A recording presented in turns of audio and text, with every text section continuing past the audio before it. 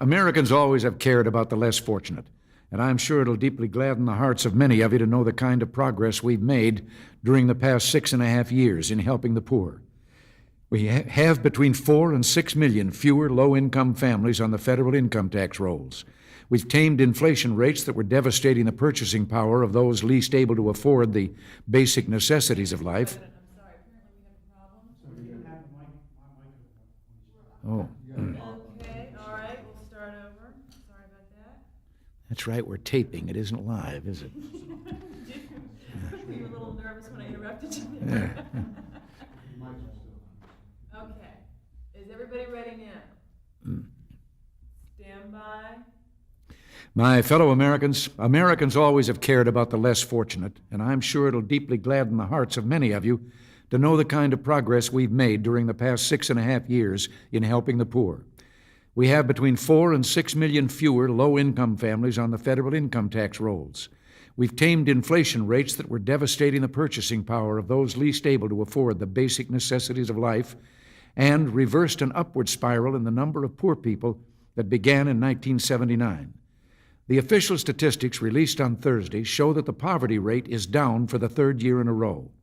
The 1.6 percentage drop in poverty over the last 3 years is the largest sustained improvement since 1970, and median family income, adjusted for inflation, rose by 4.2% in 1986, the largest increase since 1972. All of us can be pleased with this progress. Pleased, but not satisfied. More must be done to reduce poverty and dependency, and believe me, nothing is more important than welfare reform. It's now common knowledge that our welfare system has itself become a poverty trap, a creator and reinforcer of dependency. And that's why last year, in my State of the Union message, I called for an overhaul of our welfare system. Since that time, I've sent to Congress a carefully designed package of proposals that rejects the old federal approach of sweeping solutions dictated from Washington.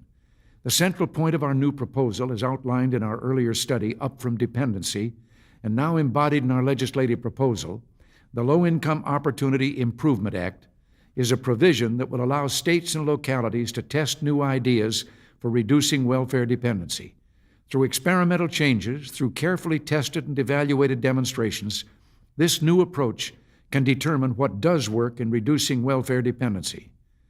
When the National Governors Association met last weekend in Michigan, they gave substantial support to our plans to give them greater flexibility, and they promised to work closely with us and the Congress. But while we must let loose the creative energies of our states and localities, I think there are some critical improvements we can make at the federal level.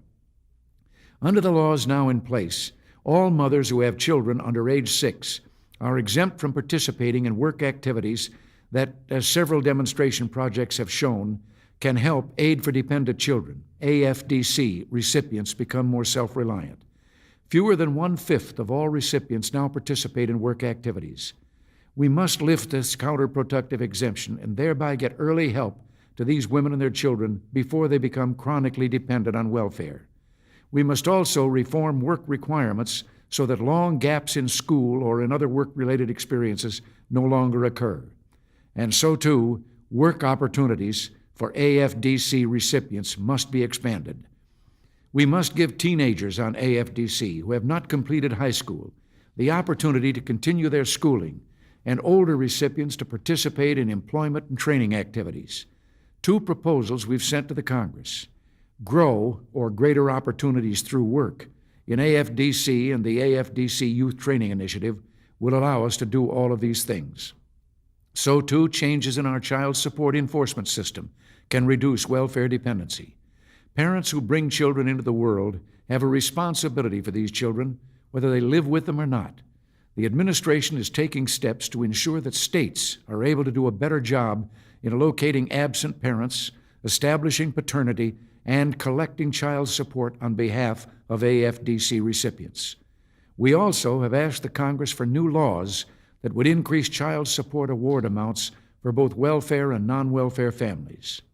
Now, the question I ask about any welfare reform proposal is, will it help people become self-sufficient and lead a full life, or will it keep them down in a state of dependency? I'm afraid that several members of Congress have suggested some proposals that, while claiming to require work-related activities, would make staying on welfare more attractive. Their misguided compassion would only bring more people into the welfare system, encourage them to stay on the welfare rolls longer, and discourage work. For example, the Democratic House bill contains no demonstration authority at all, and another Senate bill only a very limited one. AFDC work program reforms that emphasize early intervention to prevent welfare dependency, child support enforcement, improvements to provide children the help that they need, and demonstration projects that give us the information necessary to make changes in the national welfare system. That is my welfare reform strategy. I hope it has your support. Until next week, thanks for listening. God bless you.